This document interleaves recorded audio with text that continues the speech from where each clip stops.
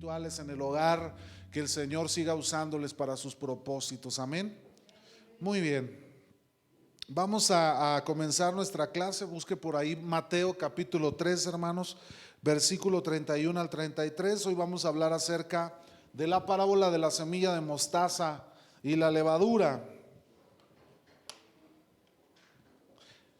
¿Alguna vez, hermano, hermanas o hermanos, han hecho un pan, un bolillo, un pastel? ¿No? ¿Nunca? ¿Sí lo han hecho? O sea que los que lo han hecho saben más o menos para qué nos sirve la levadura, ¿verdad? Porque en este inicio de año, unos amigos nos invitaron para, ya ve que se acostumbra a comer que una rosca y que no sé qué tanto, ¿verdad? La comercialización, usted ya sabe. Y bueno, la familia sabía hacer pan y nos invitaron a hacer pues una rosca para no comprarla y ahí entre todos comernos una rica rosca, ¿no? Ellos sabían prepararlo, su familia tiene panadería y saben hacer pan. Entonces pues ahí fuimos, pusimos ingredientes y todos ahí en la estufa esperando que saliera la rosca, ¿verdad? Mira. Y la rosca no inflaba, hermano, la rosca por más que la veíamos no inflaba. Yo les decía, no se inflama, ¿qué está pasando ahí, verdad? En la rosca. La primera rosca no se inflamó nunca, hermano, nunca se infló, ¿verdad? Pero la segunda quedó bien rica y bien buena. Sí, la primera falló, pero la segunda salió muy rica. Ahorita vamos a ver el significado de la levadura. Por si usted nunca ha preparado pan, tortillas, ¿también las tortillas llevan levadura? No, ¿verdad? Mire, sí saben, nomás me las estaba calando a ver si sabían. No crea que no sé. Muy bien, la semilla de mostaza y la levadura, Mateo 13, del 31 al 33. ¿Lo tiene por ahí listo, hermanos? Dice la palabra de Dios, en el nombre del Padre y del Hijo y del Espíritu Santo. Otra parábola les refirió diciendo: el reino de los cielos es semejante al grano de mostaza que un hombre tomó y sembró en su campo. Dice el 32, el cual a la verdad es la más pequeña de todas las semillas, pero cuando ha crecido es la mayor de las hortalizas y se hace árbol de tal manera que vienen las aves del cielo y hacen nidos en sus ramas. Versículo 33. Otra parábola les dijo: el reino de los cielos es semejante a la levadura que tomó una mujer y escondió en 3 medidas de harina hasta que todo fue leudado. Oremos a Dios. Señor, te damos gracias en esta tarde por esta oportunidad que nos das de poder estar aquí en tu casa, Señor. Queremos pedirte, Señor, que sea tu presencia, que sea tu Espíritu Santo dirigiendo nuestros corazones y nuestras vidas. Señor, quita todo estorbo, toda distracción. Señor, todo aquello que estorbe nuestro entendimiento, nuestra mente en esta tarde, Señor, para poder recibir la preciosa semilla, Señor, de la palabra en nuestros corazones, que pueda dar fruto en el nombre precioso de Cristo Jesús, nuestro Señor. Amén y amén. Muy bien, hermanos, hoy les vamos a estudiar la semilla de mostaza y la levadura. Alguna vez hemos entonado esa hermosa alabanza que dice: si tuvieras fe, ¿cómo, hermanos? Como un grano de mostaza. ¿Qué le diríamos a los montes, hermanos? Muévete para acá o muévete para allá, ¿verdad? Y se moverán, dice la Biblia, ¿verdad? Entonces trasládate al océano, dice la Biblia, y se trasladará. Así lo dice la Escritura, así nos enseña. Vamos a ver ahora, hermanos, por estas dos parábolas, vamos a ver el trasfondo, la siguiente diapositiva, de lo que el Señor Jesucristo nos enseña de esta parábola. Mateo, hermanos, ubica la parábola de la semilla de mostaza como una de las parábolas del reino. ¿Por qué? Porque la parábola comienza diciendo: el reino de los cielos es semejante a. Y bueno, encontramos que estas parábolas de alguna manera nos enseñan, ¿verdad?, a qué se asemeja al reino de los cielos, al reino de Dios. Hermanos, mientras que Lucas la sitúa luego de la sanidad de una mujer que había padecido una enfermedad durante 18 años. Mateo la ubica en las parábolas del reino. Lucas la ubica después de cuando cuando Cristo sana a una mujer que traía una enfermedad de más de 18 años. Hermano, imagínense la mujer que no vivió, ¿verdad?, después de 18 años. Pero la Biblia nos enseña porque Mateo, Marcos y Lucas son evangelios sinópticos, son evangelios paralelos, ¿sí?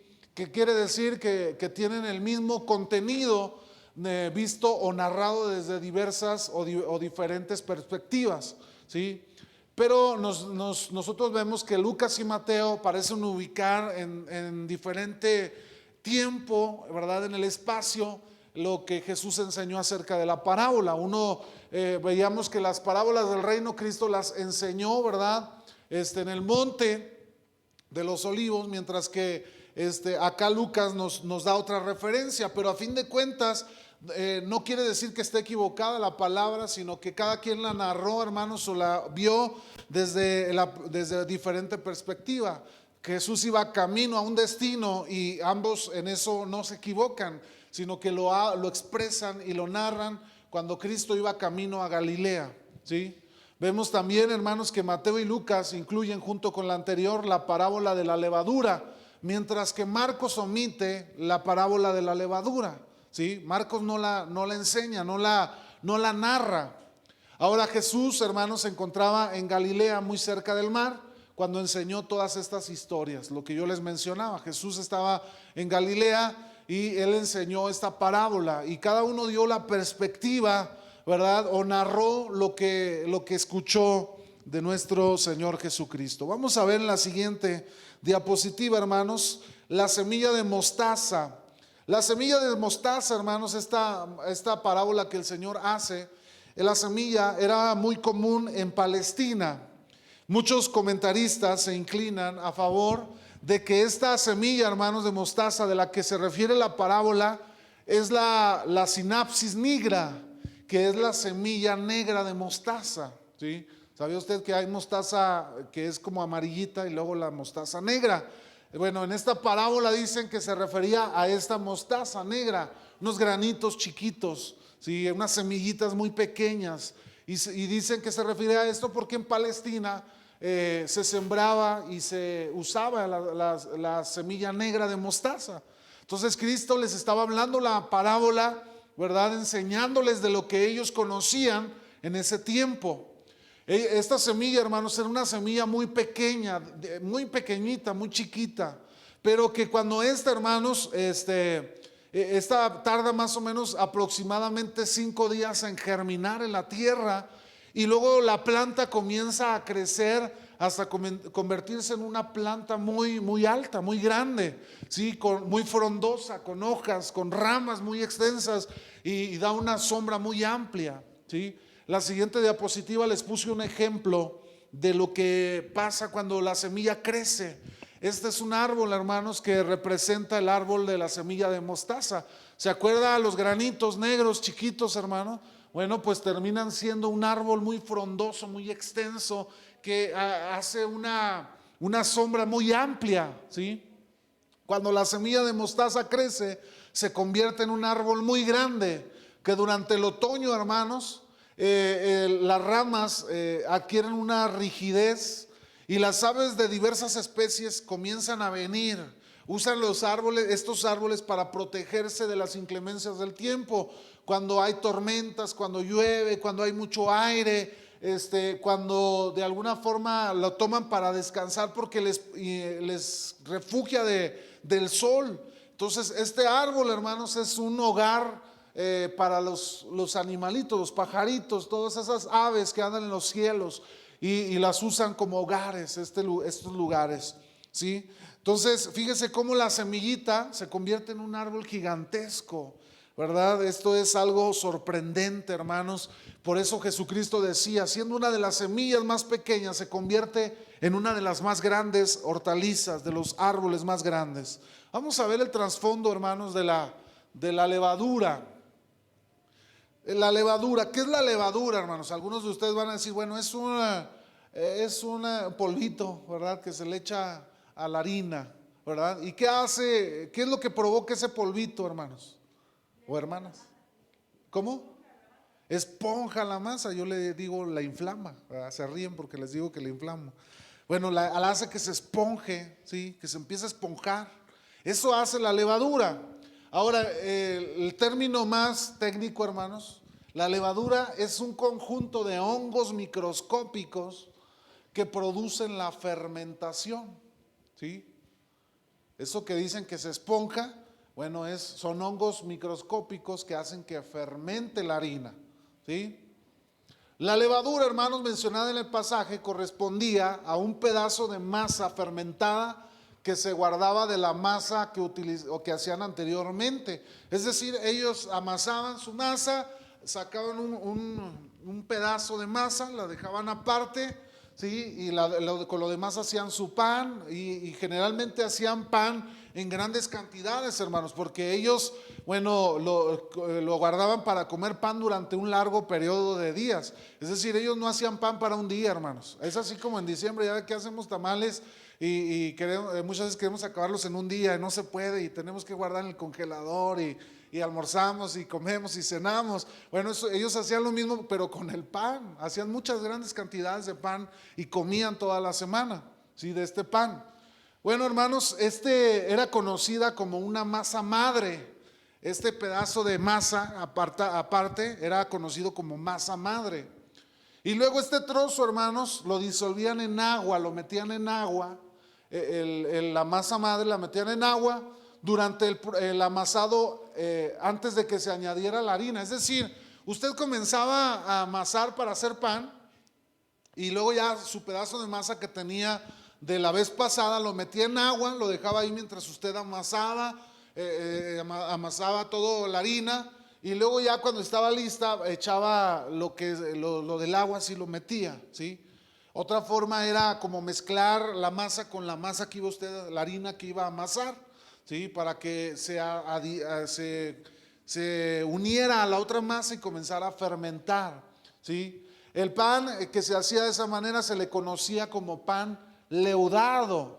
Y usted ha escuchado en el Evangelio, hermanos, muchas veces esto acerca de leudarse o de no contaminarse.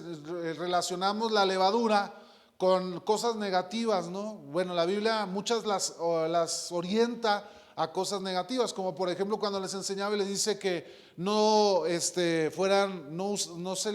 permitieran que la levadura de los fariseos se introdujera, como diciendo la religiosidad, todo aquello que no era bueno para lo que Cristo les estaba enseñando. Bueno, en este caso tiene otro propósito. La levadura no tiene que ver con algo malo, sino con algo bueno. Tiene una aplicación buena, hermanos, porque tiene que ver con el reino de los cielos. Por lo general, hermanos, se veía la levadura, le digo, como un símbolo de corrupción y de maldad o de mal. Pero en este caso no, en esta parábola no. Vamos a avanzar, hermanos, Si había visto allá a un lado la imagen, si nos regresamos al anterior, por favor, rapidote, y le puse el ejemplo, hermanos. Este es una levadura, ¿sí? Ahí se introduce la masa, esa masa que ya había sido dejada, que ya traía los hongos fermentadores, ¿sí? Entonces ya cuando se mezclaba con la otra masa, al dejarla reposar, se empezaba a inflar, se empezaba a esponjar, ¿sí? La siguiente diapositiva, ahora sí, hermanos.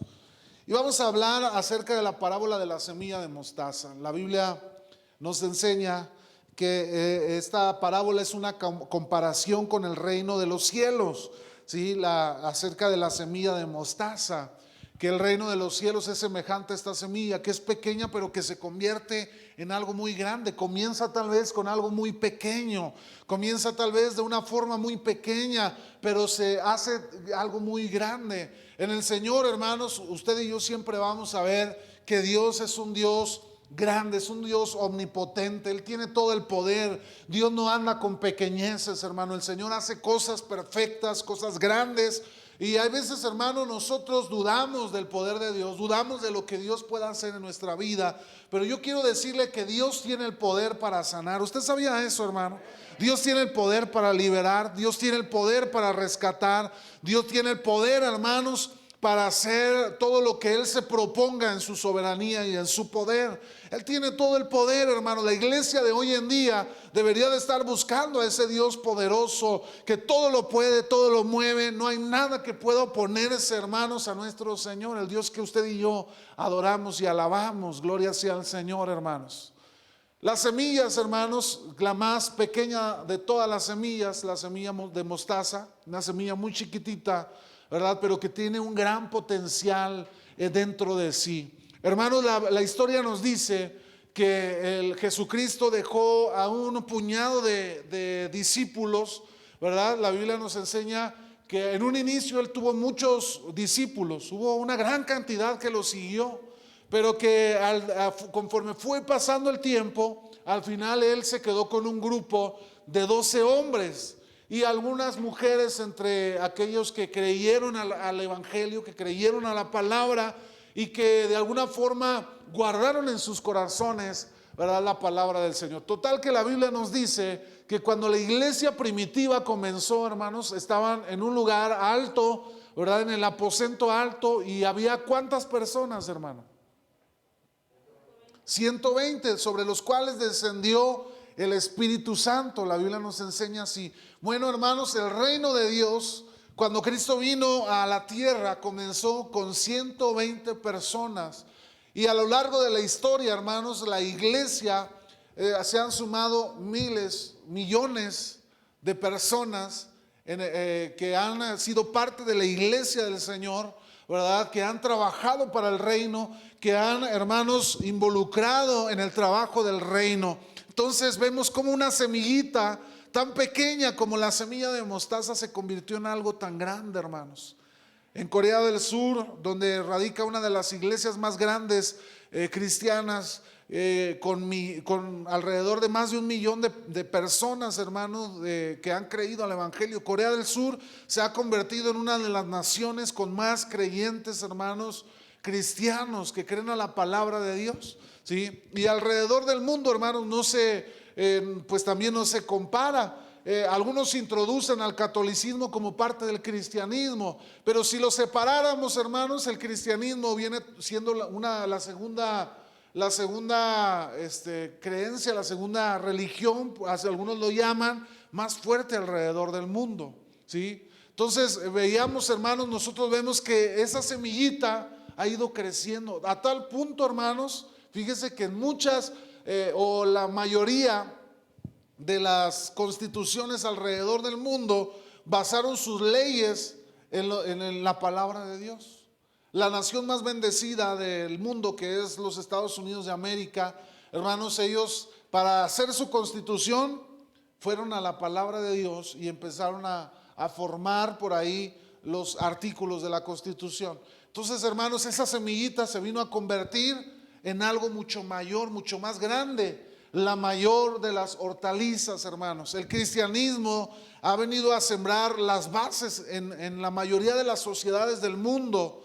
Ha venido a formar, hermanos, en los hogares la moral y las bases alrededor de los hogares y las familias alrededor del mundo. Hoy en día, hermanos, lo que viene siendo, hermanos, las enseñanzas cristianas vinieron a formar en sí la moral en nuestras sociedades. Hoy en día hay un ataque fuerte a esta moral, a esta enseñanza bíblica cristiana por medio de las ideologías humanas. Pero eso no deja, hermanos, de lado que la palabra de Dios comenzó, hermanos, el mensaje de Cristo comenzó como una semillita y hoy es un gran árbol alrededor del mundo, bajo el cual muchos han venido a refugiarse debajo de la sombra que ha dado este poderoso evangelio, hermanos, y en ellos nos sumamos usted y yo.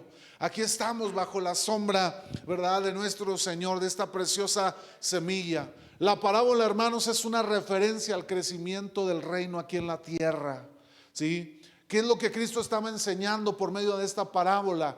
Que el reino de los cielos pudiera parecer algo pequeño, hermanos, pero cuando usted le da entrada a la palabra, cuando usted le da entrada al reino de Dios en su vida, esa pequeña semilla va dando un fruto, se va haciendo tan grande, hermano, que al final termina convirtiéndose en un precioso árbol grande, frondoso, bajo el cual muchos vienen a refugiarse debajo de él. Qué glorioso es la palabra, hermanos, porque nos deja una grande enseñanza. La pequeña semilla, hermanos, hoy es un gran árbol que ofrece cobijo a todos aquellos que lo necesiten, hermanos. Podemos venir a Dios, podemos venir a Cristo, y Él, hermanos, nos puede dar ese refugio, ese cobijo. Muchos intentaron, hermanos, evitar el crecimiento de esa semilla.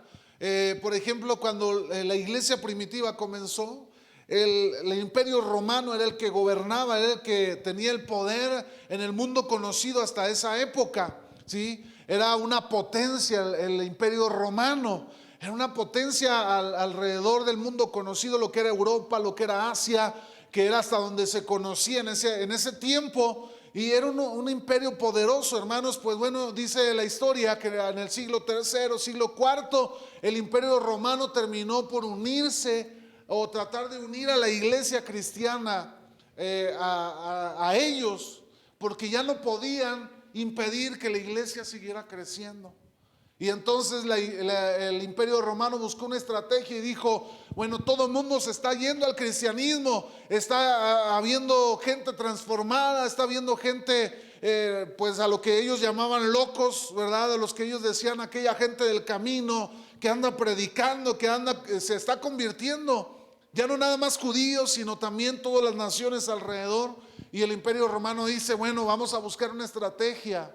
Y entonces ellos dicen: vamos y hagamos como convenio con la iglesia cristiana y adoptemos el cristianismo, dijeron los romanos, como nuestra religión base. Y ahí fue donde surgió la iglesia católica, hermanos.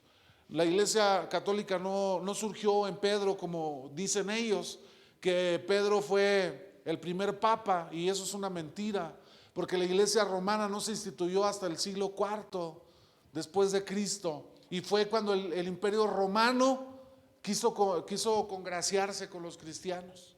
Los verdaderos cristianos, hermanos, permanecieron firmes y prefirieron la persecución antes de aliarse al imperio romano. Amén. Vamos bien hasta aquí, hermanos. Eso es la semilla de mostaza, era lo que Cristo se refería. ¿A qué se refería Cristo con la levadura, hermanos? ¿Qué quería enseñar el Señor con esto de la levadura? En la siguiente diapositiva, el sentido que Dios le da a la levadura en la parábola no era de maldad, no era de la religiosidad, no era de algo malo, hermanos, sino lo aplicaba al reino de Dios. Esta levadura que se va esponjando, ¿verdad? Que al introducirla a usted, al leudar usted la masa, hermano, ya no puede impedir que la masa se esponje. Ya está dentro de los microorganismos, esos hongos microorgánicos comienzan a hacer su trabajo y comienza, hermanos, a esponjarse toda aquella harina y a tal punto, hermanos, que mi esposa, cuando ha hecho así cosas de harina, ¿verdad? Hace unos ricos, les llamamos cortadillos, ¿verdad? Que es herencia de su mamá, ¿verdad? Que también los hace muy buenos, por cierto, mi suegra. Y cuando los hacen, hermanos, dejan ahí la bolita, y cuando la abre usted, ya es una bolota más grande, ¿verdad? Ya la empieza a expandir usted y ya es algo más grande. Bueno, hermanos, el sentido de esa parábola es aplicable al reino de Dios. Porque una vez introducida por Cristo, hermanos, en este mundo, empezó a dar fruto, empezó a crecer. Ya no podía impedirse que siguiera creciendo. Así como cuando usted leuda la harina, es imposible detener, hermanos, que esponje, que crezca. Así el reino de Dios, una vez sembrado, es imposible que no dé fruto y que crezca. Con tanta razón dice la palabra de Dios, hermanos, que la palabra siempre dará fruto. ¿Lo ha leído en alguna ocasión, hermanos? La palabra de Dios siempre va a dar fruto. Por eso, hermanos, yo no estoy de acuerdo en que la iglesia use estrategias donde no se predique la palabra de Dios. Yo creo que nosotros como iglesia, toda estrategia es buena, siempre y cuando vaya la palabra de Dios ahí introducida, hermanos. Porque al final de cuentas la Biblia dice que la fe viene ¿por qué, hermanos? Y el oír la palabra de Dios. Si yo me pongo a hacer estrategias donde quito la palabra, hermanos, ¿qué fruto va a haber?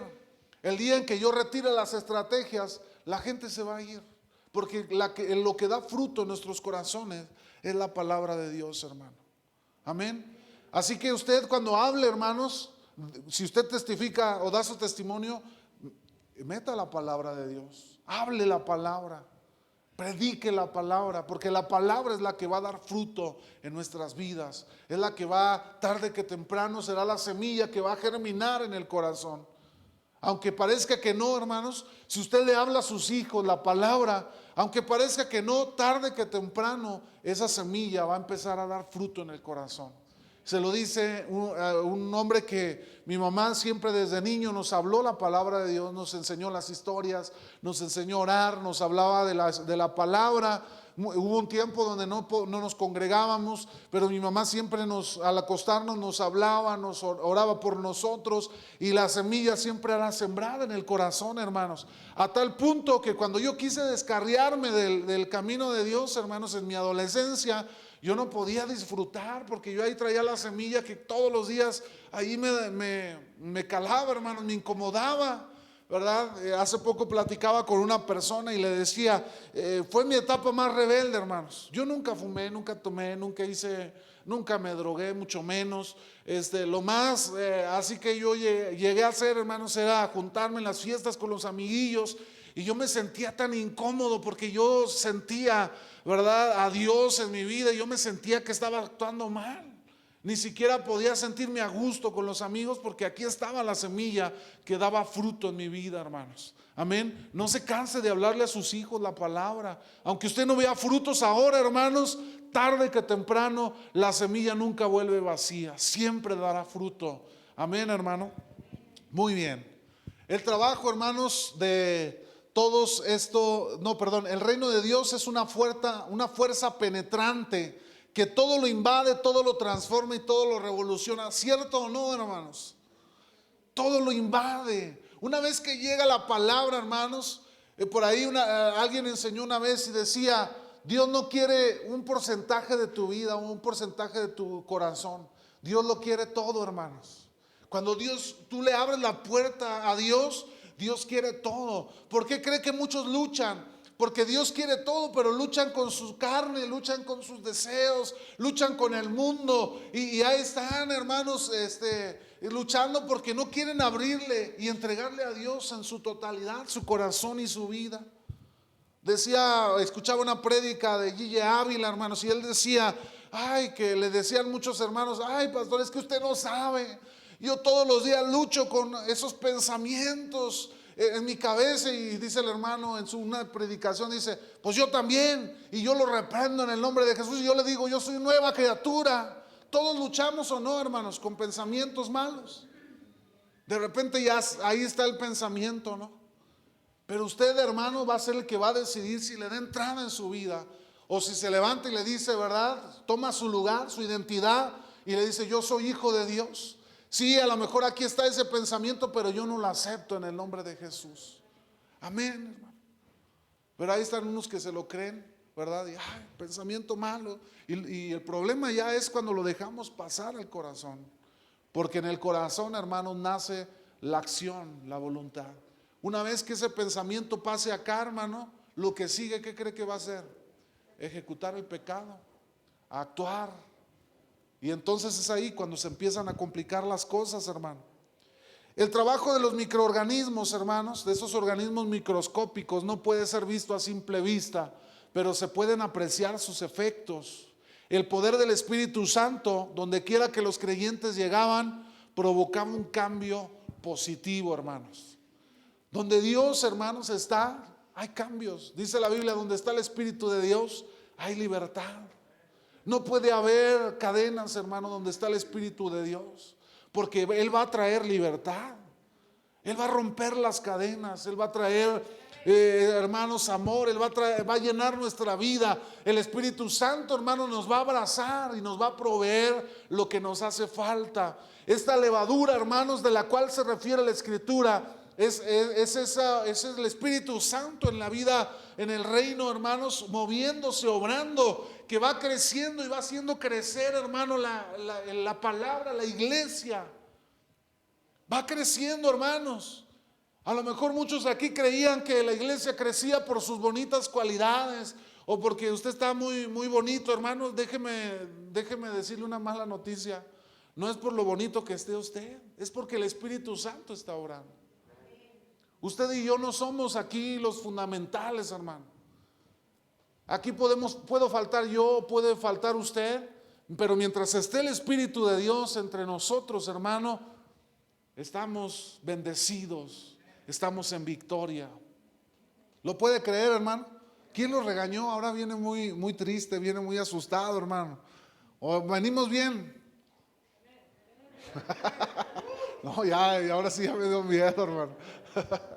Muy bien. El Espíritu Santo, hermanos, estaba haciendo crecer a la iglesia primitiva. El Señor dijo: pero recibiréis poder cuando haya venido sobre vosotros el Espíritu Santo. Hermanos, y mire lo que pasó. El imperio romano, el imperio más grande en aquella época, no pudo frenar ni detener la obra del Espíritu Santo en el mundo. Así es de grande, así es de poderoso, hermanos, el Señor, el reino de los cielos. Una vez, hermanos, que la levadura impregna la harina, no se puede detener su proceso de fermentación. Nadie pudo frenar a la iglesia, el crecimiento de la iglesia. Es más, yo le doy un dato, que en los tiempos en los que la iglesia ha enfrentado los periodos más fuertes de persecución, es cuando más la iglesia ha crecido. ¿Sabía usted eso, hermano? En el imperio romano, cuando emprendieron la persecución, la iglesia detonó, se multiplicó. Tan así, hermanos, que el primer día que predicó Pedro, se convirtieron 3,000 personas. Entonces, mientras más fuerte sea la oposición, ¿qué cree? La iglesia crece más. No hay nada, hermanos. Una vez que es fermentada la iglesia con la levadura de Dios, el Espíritu Santo, no hay nada que lo frene. No hay nada que pueda oponerse. Tan así que la Biblia también nos dice que el Señor Jesucristo les dijo, ¿verdad? Ni aunque se levantara el mismo infierno contra la iglesia, le podrán derrocar. Hermano, gloria a su nombre. Porque estamos hablando de que ni en el reino de las tinieblas puede oponerse, hermanos, al poder sobrenatural de Dios, al poder que Dios tiene, hermanos. Muchos dicen, ¿verdad? Yo recuerdo una vez estuve en una predicación, vino un pastor dominicano que Dios usaba fuertemente la liberación y milagros. Y recuerdo que él nos estaba enseñando en un pequeño taller y él decía, nos preguntaba a todos los que estábamos ahí, a ver, hermanos, éramos varios ministros y pastores y dice, ya ve cómo hablan chistoso ellos, ¿verdad? Así, y dice, ¿quién es el opuesto a Dios? Y todos los pastores vienen, yo creo que decían, no, esta sí me la sé, me voy a ver bien, bien impactante, ¿verdad? Acá. Todos querían contestar, hermanos, el diablo. Y dice, y voltea y dice, pues si el diablo es creación y Dios no tiene la misma naturaleza que Dios. ¿Sí sabía usted eso? Satanás no es Dios. No tiene la naturaleza que Dios tiene. Satanás es creación y él tiene que sujetarse, hermanos, a su creador. Satanás no puede actuar, no puede caminar, no puede obrar, hermanos, si Dios no se lo permite. Y tan así es esto, hermanos, que la Biblia nos dice que cuando fue dice la Biblia en Job, fue delante de todos los hijos de Dios. ¿Y quién iba entre ellos, hermano? Satanás. Y Dios le dijo, ya viste a mi hijo Job. Y le dice, si le quitaras todo, ahorita mismo claudicaría. Y le dice el Señor, lo puedes tocar, pero no le quites su vida. Dios le tuvo que conceder el permiso al enemigo, hermanos, para que lo hiciera. Dios tiene todo el poder, hermano. Él no tiene contrincantes. Él no tiene opuestos, hermano. Eso es una mentira que Satanás nos quiere hacer creer a nosotros, que Satanás puede oponérsele a Dios. No es cierto, hermano. Satanás no tiene el poder para oponérsele a Dios. A lo mejor Satanás se puede oponer a nosotros en nuestra fuerza, pero en el poder de Dios, hermanos, es imposible que el reino de las tinieblas prevalezca contra el poder de la iglesia, porque es el Espíritu Santo. ¿Cuántos dicen amén a eso, hermano? Por eso la iglesia crece y sigue creciendo. Aún en medio de la ideología de género, aún en medio, hermanos, de toda esta persecución que están entablando contra los valores y los principios morales de la palabra. Hermanos, yo le puedo asegurar que la iglesia seguirá creciendo y multiplicándose para gloria del Señor. Hace unos días, hermano, el día de ayer, de hecho, platicaba con mi hermano por el WhatsApp. Él se congrega en otra iglesia y me decía: oye, Isaac, ¿a qué no sabes quién está viniendo a la congregación? Le digo: no, pues no sé. Me mandó la foto de la persona, hermanos. Este joven, ya no tan joven, ¿verdad? Porque fue hace muchos años. Él estuvo conmigo en la secundaria. Un jovencito que estaba introducido en las pandillas, tatuado, malarrazoniento. Un jovencito, hermanos, que lideraba masas ahí en las pandillas y ahora estaba en la iglesia adorando a Dios, hermano. Le digo a mi hermano: gloria sea a Dios, hermano, porque Dios está obrando. Si usted cree, hermano, si usted ya da por terminado, yo me acuerdo de aquella mujer que decía: aquellos dos jóvenes ya esos no van a salvarse, ya su mamá los ha traído desde niños a la iglesia y ni están en el camino de Dios, hoy están sirviendo a Dios. Hermano, usted puede darse por vencido, pero Dios no, porque Dios tiene el poder para cambiar aún el corazón más aferrado, hermanos, más malo, más oscuro. Dios puede convertirlo, hermanos, y puede transformarlo. ¿Cuántos dicen amén a eso? Así que usted no ande diciendo que ya no tiene esperanza, hermano. ¿Usted quién es para decir eso? Dios es el bueno aquí. Él es soberano y Él cumple su voluntad en medio de nosotros. La levadura y la semilla de mostaza era una analogía que Cristo hizo de lo que el reino sería en este mundo, hermanos. Comenzaría como algo pequeño, pero lo que va haciendo al germinar es algo muy grande y que hoy en día lo vivimos alrededor del mundo. Hermanos, el evangelio se está predicando por todas partes. El evangelio está cada día más, personas lo están conociendo y están experimentando el poder de Dios, hermano. Yo creo firmemente que hoy, hermanos, yo estaba investigando acerca de las noticias, hermano, de que la ONU declaró una Agenda 2030, se llama así, que tienen el plan de que para el 2030 haya establecido un orden mundial en el planeta, haya establecidas las ideologías de género en el planeta. ¿Y a qué les suena esto, hermanos? Ellos tienen el plan de que en el 2030 todos estén sujetos a este plan. A mí me suena que Cristo viene pronto, hermanos. ¿Cuántos dicen amén a eso? Y la iglesia tiene que estar lista, hermanos. Tenemos que predicar la palabra. Y yo creo firmemente que vienen tiempos de avivamiento a nuestro planeta, hermanos, al mundo. Viene avivamiento, hermanos, para nosotros, donde aquellos que tienen el deseo de escuchar están escuchando y están creyendo a la palabra de Dios. Por eso no se cansa de predicar la palabra. Veamos los principios de esta enseñanza, hermanos. Nos inspiran la confianza y nos alientan con nuestra esperanza.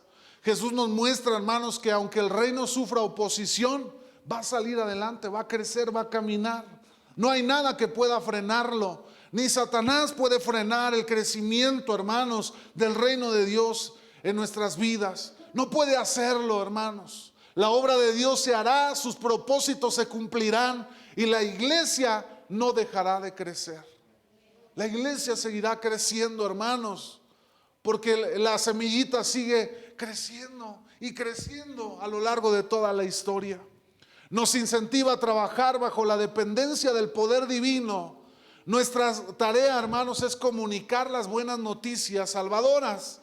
Ese es su deber y es mi deber, comunicar la palabra de Dios. ¿Sí? Pero el crecimiento, ¿quién lo da, hermano? Lo va a dar Dios. El Espíritu Santo hará la parte que le corresponde.